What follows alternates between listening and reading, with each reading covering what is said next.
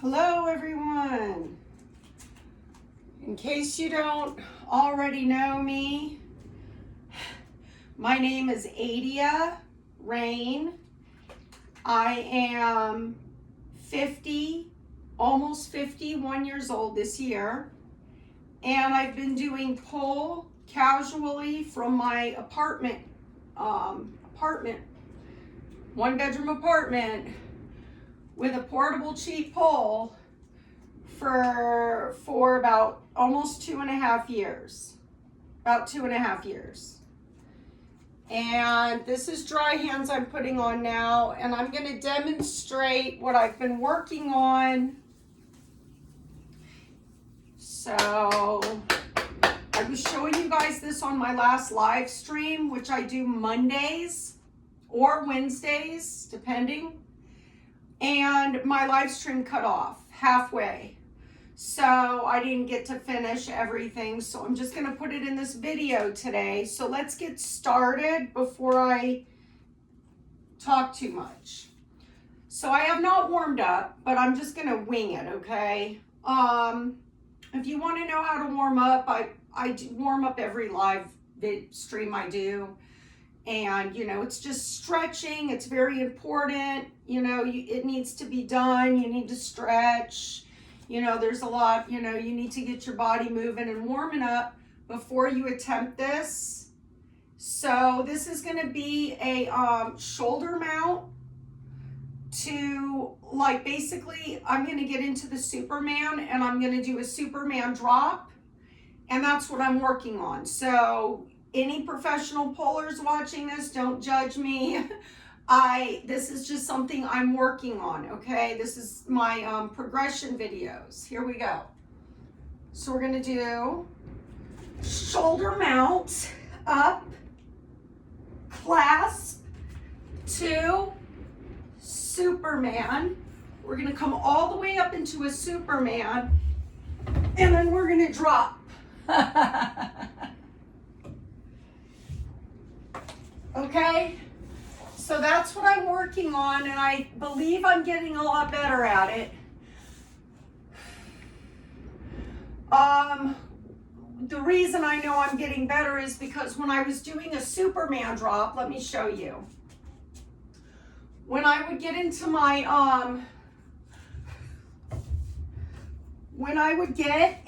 Superman, like this, and I would go to drop, I'd have to get my hand down and grab it like this. And now I'm skipping that part. I'm just dropping into my armpit. Sloppily, I'm doing it sloppily, but I am doing it. So we can try it on the other side, but I'm not sure if I'm gonna be able to do it on my bad side. I can barely do a shoulder mount on my bad side, so we can try it out though. Okay, because it's always good to do both sides. And also, I wanted to let you guys know that here in Southern California, we've had like 3 days of rain, which is wonderful. I love it. But I have lupus, and when it gets humid and it gets rainy, and it gets mostly humid when the barometric whatever is high, you know what I mean, I get my body starts hurting. So I'm in the middle of a lupus flare up. So anybody that has lupus, you can still do pole. I do it, okay? What I wound up having to do, which I don't take any meds unless it's like absolutely 100% necessary. And after suffering for 2 days with, I don't know if you guys can see this, but like the joints in my hands are swollen. My fingers are purple from Raynaud's. I mean, it looks really bad, guys. I look like I have 90-year-old person hands. But anyway, all my joints are aching and all that.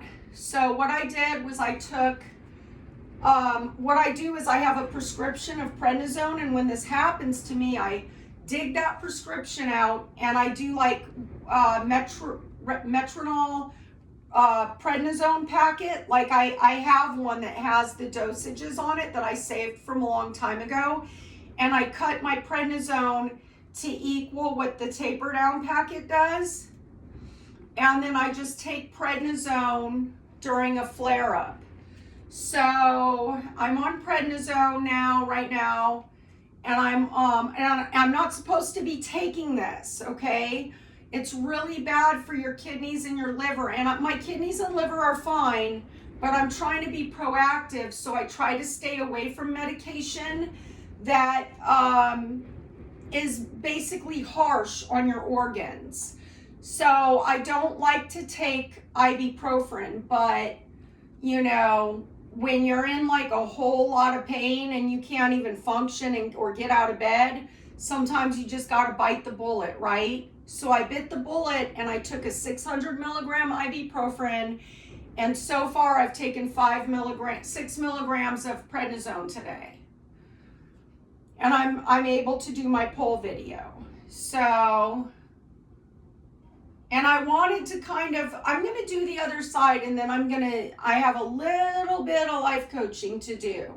Hopefully my phone, I don't know how much space is on my phone, but I just wanted to say something about excuses and about finger pointing and blaming. I wanted to do a little small, short life coaching suggestive thing on that. So let's do the other side, and then I'll get into that.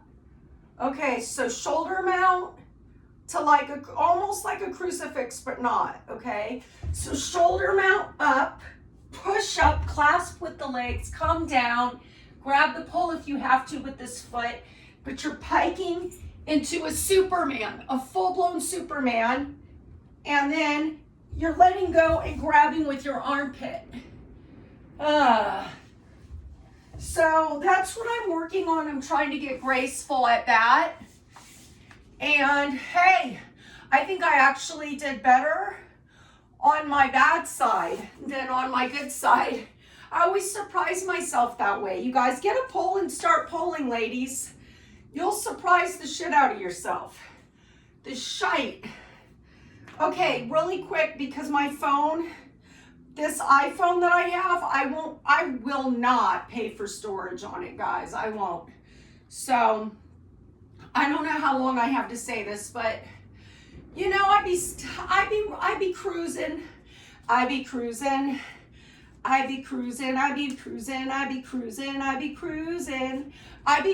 through the YouTube streets, you know, checking people out and stuff. And one common theme, not common, but a common theme that I've seen with what I watch, my guilty pleasures, is people just blaming everybody for their life and blaming situations and blaming. And I'm here to say, I promise you this is no BS. As long as you do that, you're never going to go anywhere in your life.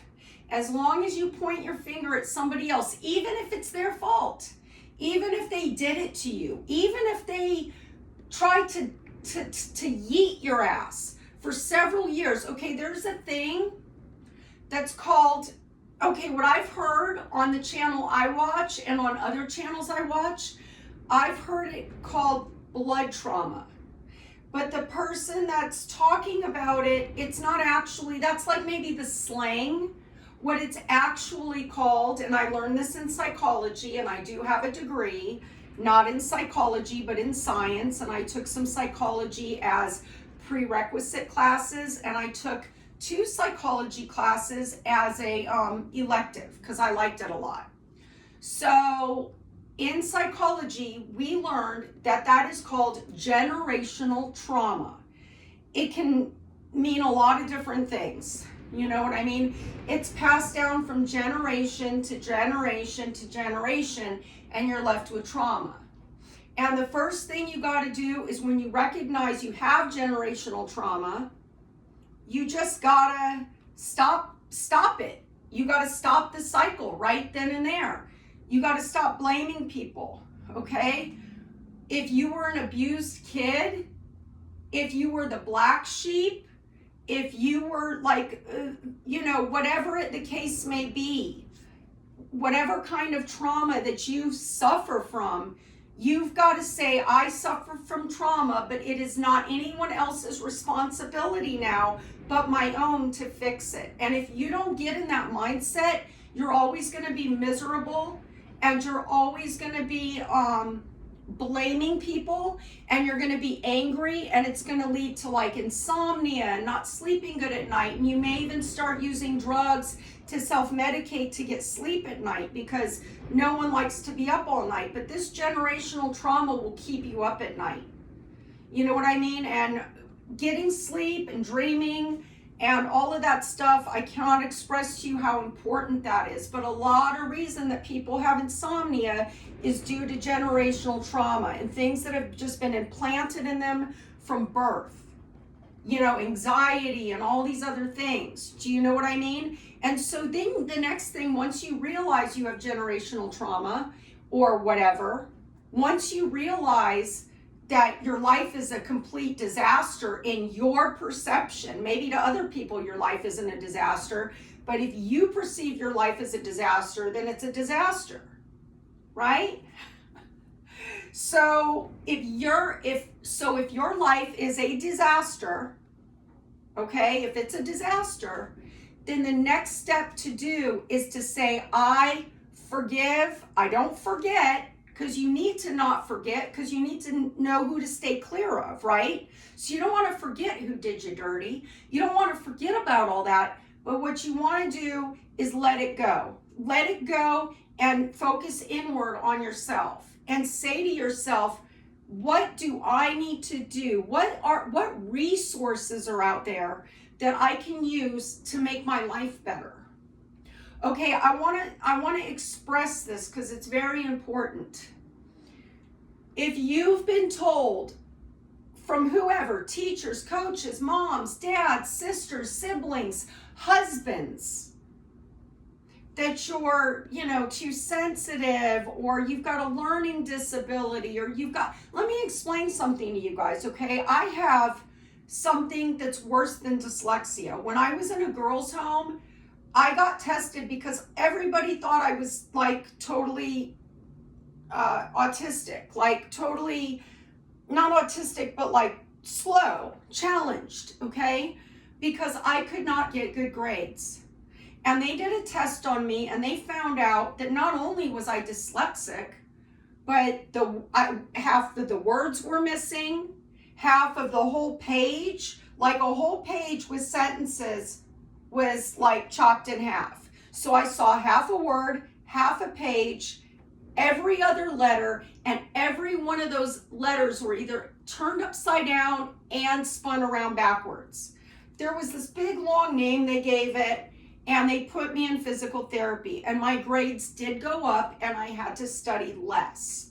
Because what it was I had an eye that moved a little bit slower than the other eye, and that's what was causing it, was I had a lagging eye. You couldn't see it to the naked eye, like somebody over here couldn't tell that one of my eyes moves slower than the other eye. But when I was getting out of that girls' home, they told me, Adia, remember to use your eye patch, or you'll start to have problems again. And I never used the eye patch. But I started to take accountability for my own generational trauma. I stopped blaming my family and my sibling, and I stopped blaming society, and I stopped blaming teachers. I stopped blaming babysitters. I stopped blaming, all these crazy things that I've been through since I could remember. Okay, I stopped blaming the neighborhood I had to grow up in. I stopped blaming like this church where this lady was abusing me from this church, severely abusing me. And I stopped blaming her kids. I stopped blaming everything. And I said, I'm an adult, And the blame game is not going to get me anywhere anymore. And none of these people care. This lady from the church, she doesn't even remember me. She probably doesn't even remember me. She's probably abused so many kids in her lifetime. She probably can't remember, like, and keep them all straight. So why should I be letting this lady live rent-free inside of my head? Why should I be letting my parents or my sister or anybody, for that matter, just be living rent-free in my head in a negative space? You know what I mean? So, and then I have this learning disability on top of it. And then I had an ex that I had 3 kids with that literally would remind me, because I talked too much and I told him these things. So he would turn those things around and he would say things to me like, well, you know, you're not going to be able to get through college because of all your like trauma and your paranoia, and you don't trust people and you don't process things, and you've got this weird dyslexia thing, and you don't wear your eye patch. I mean, I heard it all the time about how I needed help and I could never, you know, make it on my own and all this. But one day I said, you know what? Now this is it. I'm like a literary arts type of person. Like, I am more of like, you know, want to be a teacher or a psychologist or somewhere in like human services. But I decided I was going to major in mathematics. I was going to become a mathematician, which is the hardest subject, okay? I was going to take calculus-based physics. I was going to take physics. I was going to take it all the way to the top, differential equations. I didn't even know what that stuff was until I decided that I was going to become a math major. So what I did was I started at community college, and I decided I am going to take every science class. And the only thing that I really had trouble with, guys, was computer programming. I was the worst in it. I had to take the class twice just because the first time I dropped out too late, class drop date, and so I got an F. So in order to get that F up, I had to retake that class. I didn't want to. Calculus-based physics was the second hardest class I took. But I was in like groups with people, so we all worked together and I wound up doing good in it. But regular old calculus, like not physics, I got A's all the way to the top. And I realized that everyone had been lying to me, and that I had been lying to myself in return. Because when you hear that constantly, you believe it. And it's trauma. So there are no excuses unless you are like deaf, dumb, blind, and Helen Keller status. There's literally no excuse. And I wanted to say this also, for if any of these people that I watch are watching me, I wanted to let you guys know that, like, I had 4 kids at the time and was a single mom, completely single, living in like a 2-bedroom trailer, completely single, no child support, nobody helping me with child support. Actually, the person that was supposed to be helping me, except for with one of those kids, the 3 of them, that dude was off at the Bahamas with our babysitter, cheating on me. He left me for our babysitter and for like this girl that I was tutoring math at the community college. So he was off with her, rendezvousing for like 2 years before he got custody of the kids from me. And I was chugging away in college, getting my degree. And let me tell you something, okay? I used government assistance, and I was in a Republican state. I was in North Carolina, and I got government assistance. But I stayed in school, and I got phenomenal grades. And I also worked at a restaurant part-time, and it was like this boushy-ass restaurant where they had a committee. And if you brought your grades at the end of the semester to the committee, they would pay you for the classes, even if you were getting a school grant. So there are a lot of people out there that are not involved in your life that want to help you. Complete strangers that want to. There are so many nice empathetic, wonderful people in this world, but it's really sad to say that they are usually complete strangers, and you just have to hook up with them and let your guard down and let them know what your needs are. And you can basically do and be whatever you want. And don't let any fucking buddy tell you anything different, okay? If you want to be hemmed up in your house and not doing anything but slaving away for your kids and your husband, and you don't think that you could actually be something that you want to be, then that's fine. I'm not judging you. But if you really yearn to like be something, you can. You can do it. You can totally do it. You're totally smart. Each and every one of you are totally smart. Okay? Oh, and the reason I took the sciences is because I wanted to prove, not to anybody else, not to any of these people that told me I couldn't do it. I picked the hardest degree to get in college because all I wanted to do, I didn't even care about getting a job. Is that not dumb or what? I literally didn't even care about that. All I cared about was I needed to prove to myself that I was not dumb and stupid. And once I did that, I was good. I could care less. I don't do anything in the math field. The only thing I do in the math field is I tutor people here and there. Like my friend, people in the community will come to me and ask me if I'll tutor their kid, help them like get that light bulb to go off with like calculus. And these are high school students, so the calculus that they're doing is more like advanced algebra. It's not like real calculus. So it's real simple. What I do is get on my phone and I take a little refresher with like an intermediate algebra, and then I just sit down with a friend's kid, and I usually do it for free. I don't even charge. I just say, sure, I'll help her out. Now, if she can't get it, and this goes on for weeks and weeks and weeks, then they'll offer me money or whatever, and I might take it, or I might say, just take me and my kid to Six Flags or whatever, get us some tickets to Six Flags. I'll barter my workout. But that's all I really do. I really just only got that degree so I could prove to myself that I wasn't dumb, because I had severe generational trauma. In my junior high school yearbook, do you know what they wrote in there? I wish I had it. I think I actually have a picture of it, because I also took a picture of it, but I don't know where the yearbook is, but it shows me as a baby. It's so sad. Like my mom submitted a picture of me as a baby to the yearbook because the yearbook was asking for certain kids' baby pictures. This is how screwed up Sierra Vista and Canyon Country did me like this. No, wait. It wasn't Sierra Vista Junior High.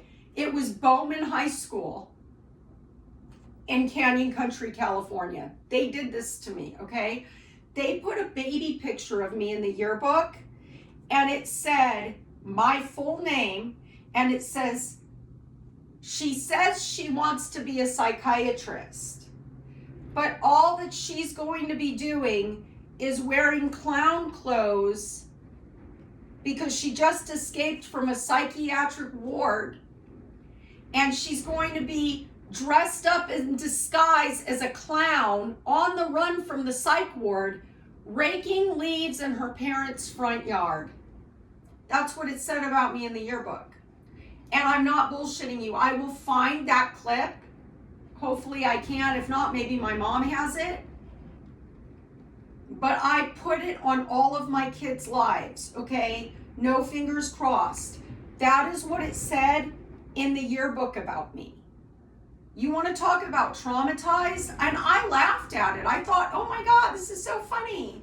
But you know what? That stuff is so passive aggressive. It seems like it's funny, But what those people don't understand that put that picture of me in the yearbook, and what my mom and other people don't understand when they sent my baby picture into them and then read it in the yearbook and we're all laughing about it, is that is actually super cruel to do to someone.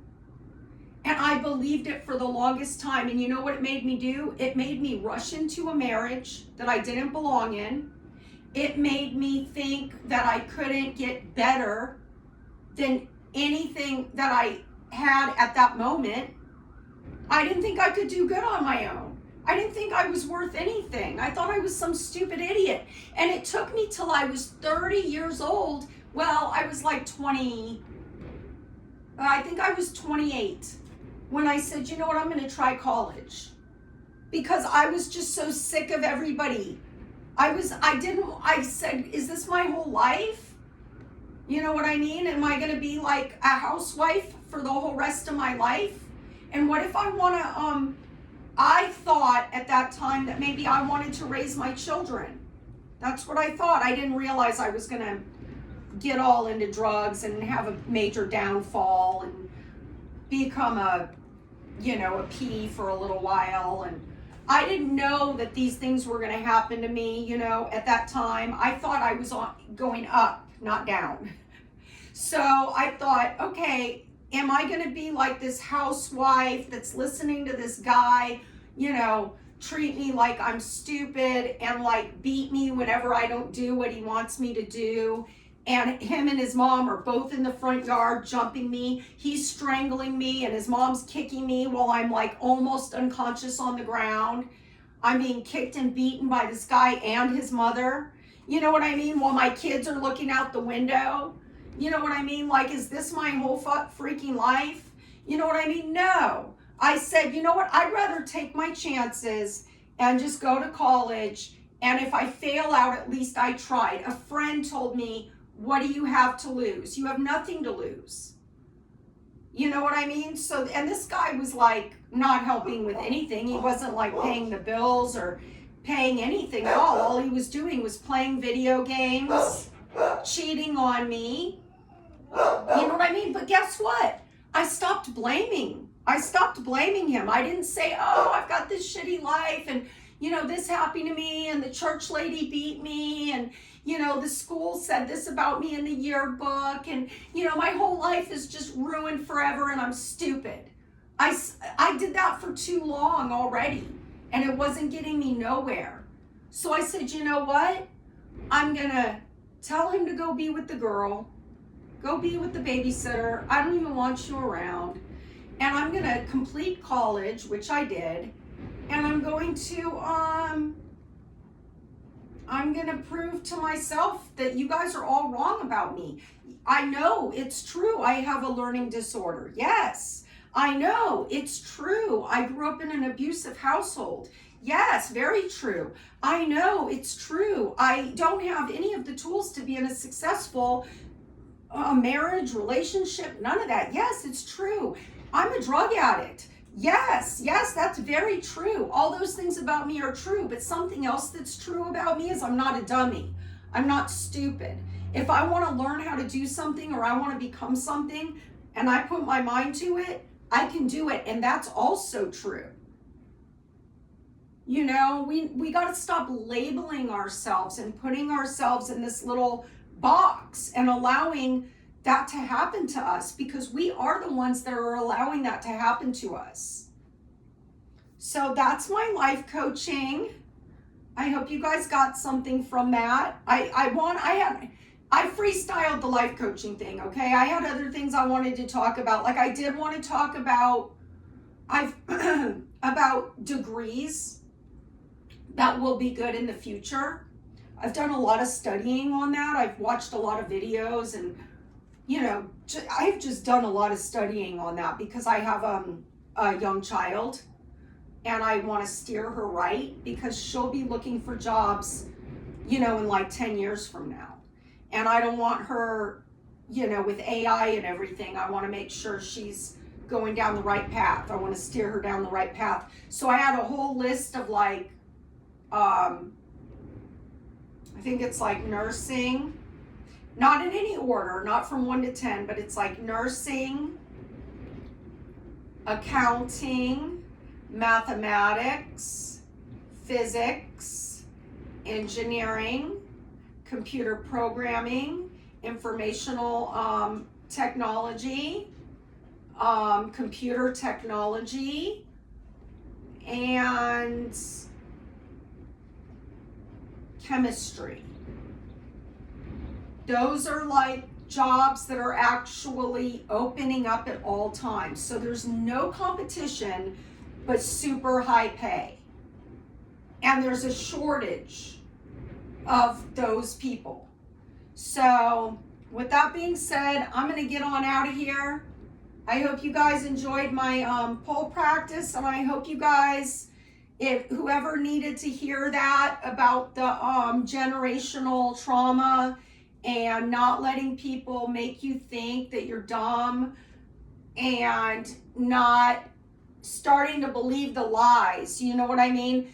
And some of the people that are telling you these lies, they don't even mean to be doing it. It's just that they've heard it too, and they think that you can't do it. They actually believe the bullshit too. They actually believe that since your mom has been saying it and they've been hearing it, now they're brainwashed, so they're telling you it.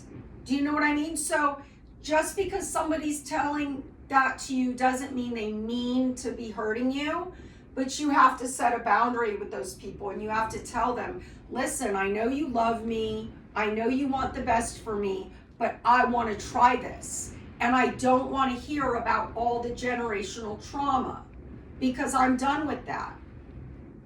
I have nothing to lose. I have nothing to lose. So I'm going to go back to school. And people that tell you getting a college degree is dumb and it's outdated, and because I've heard all that too, that it's like a dead thing, that be an entrepreneur. No, you should always get a college degree. And I'm here to say it. Everyone should have a college degree, no matter what. And then if you want to be an entrepreneur, kind of like that's exactly what I'm doing.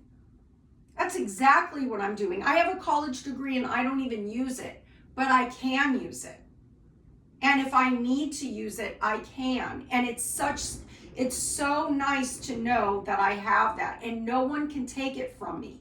And I've got 3 unopened transcripts. So if I want to go get a master's degree or a PhD, I have my transcripts. I have 3 of them. And they're not even opened. They're still sealed because you can't bring them to the college open. They won't take them. FYI. BTW. I just love you guys. I hope you guys have a great weekend. I'm going to be watching tornadoes. Everyone, please stay safe. Watch out. There's going to be a squall line starting like now. The squall line starting to push through all through the Ohio Valley. Tomorrow we have discrete supercells in the lower Louisiana, lower Arkansas, Alabama, even the panhandle of Florida. We're going to have discrete supercells, and they are saying that we are going to see very large, violent tornadoes tomorrow. So tomorrow, make sure you got your helmets. I put a post in my community post, sub up to Max Velocity, sub up to Ryan Hall. Reed Timmer's okay, but he's mostly on the road in the thick of it. He's got Brian, who's his analyst, but I don't think Brian's a meteorologist. I could be wrong. He may be a meteorologist. You could check out Reed Timmer because Brian's on there doing the radar while Reed's driving through the thick of things. But Reed is the meteorologist, and he's been putting stuff up from his location over the past 2 days. But Max Velocity and Ryan Hall, y'all, are probably the 2 people you're going to want to have ongoing. And you're going to need to keep all your phones charged up and everything, because this is going to be a serious storm, and it's starting to pop off right as we speak right now. We've got a serious squall line up in like Illinois and it's fast moving, and it's going to cause those QCLS fast moving, smaller but still destructive tornadoes. And I'm hearing that we're looking at maybe 100 tornadoes in the matter of 24 hours from that squall line. That's what I'm hearing. And I'm seeing it on radar too. They're showing it, and it's like from today. So